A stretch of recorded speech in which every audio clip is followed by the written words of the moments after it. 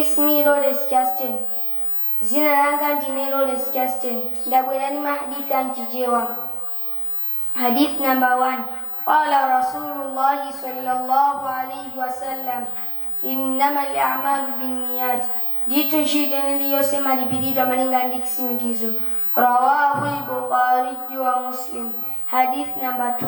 Qala Rasulullah sallallahu alayhi wasallam, at-tuhuru shatrul iman.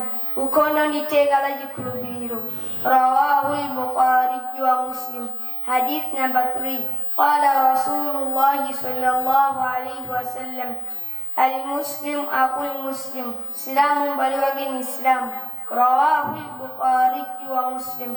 Hadith number 4. Qala Rasulullah sallallahu alayhi wasallam, la yadkhulul jannata qattat.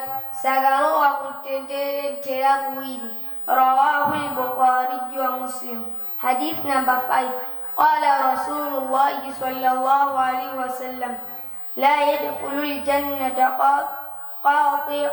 Sagalo wa kutendele muntodula ubali. Rawahu al-Bukhari wa Muslim.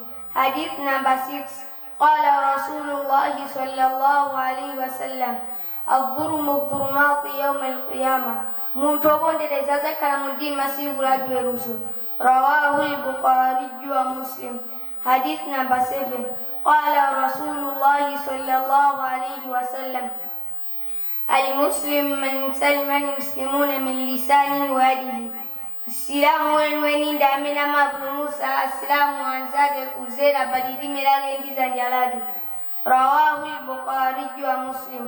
Hadith number 8. Qala Rasulullah sallallahu alayhi wasallam, ma asfala min al-kabayn min al-izari fi an-nar. Bali yomu ya bidilila jovala kuyambira misomali galo wakumodu. Rawahu al-Bukhari wa Muslim. Hadith number 9. Qala Rasulullah sallallahu alayhi wasallam, man yuhramu rifqa yuhramul khayra kulla. Muntu amene omanidwa kudeka ndityo amandaza buno zose. Rawahu al-Bukhari wa Muslim. Hadith number 10. Qala Rasulullah sallallahu alayhi wasallam, la yarhamu Allah man la yarhamu an-nas. Allah sama mjidila jifundo mutamene sama jidila jifundo antuena. Rawahu al-Bukhari wa Muslim. Wassalamu alaykum wa rahmatullahi wa barakatuh.